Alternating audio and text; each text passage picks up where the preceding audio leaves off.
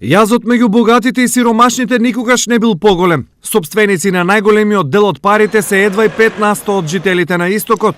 Сите останати живеат лошо. Кој си има, има, кој си нема, нема. Ако има си некој пари, врз пари спие, а некој па нема за леп. И се мачимо.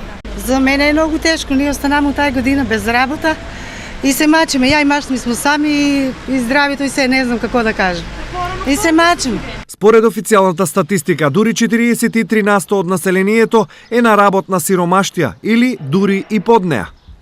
До тука само дојме за еден. Тешко ќе биде кога не е народната којна. Живеам малце во постојално, ама не стасува. Тешко. Податоците говорат дека стапката на сиромаштија била поголема кај мажите и тоа 22,3%. Младите луѓе до 18 години имале поголем ризик од сиромаштија или 29%. Сиромаштијата помалку ги погодува луѓето на возраст над 65 години кои генерално живеат од пензии и социјални трансфери, но и на нив воопшто не им е лесно. 108.000 земам пензија, апчиња, вода, струја, готово. Толку е, немаш. Поради ова, се крати на се, дури и на храната. Многу полошо од минатите години, а сега на килото мерат строго. Многу лошо и за нас.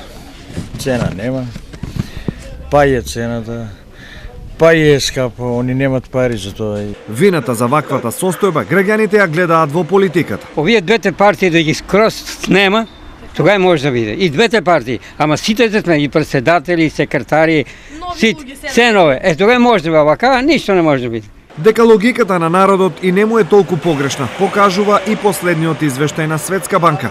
Во него се порачува Македонија да се сконцентрира на внатрешно-политичките превирења и истите да ги надмине, бидејќи представуваат ризик фактор за одлуките за инвестирање и намалување на економската активност. Во извештајот на банката се нотира дека Македонија мора да се насочи кон намалување на сиромаштијата и невработеноста и да се приближи до стандардот на живот на Европската Унија.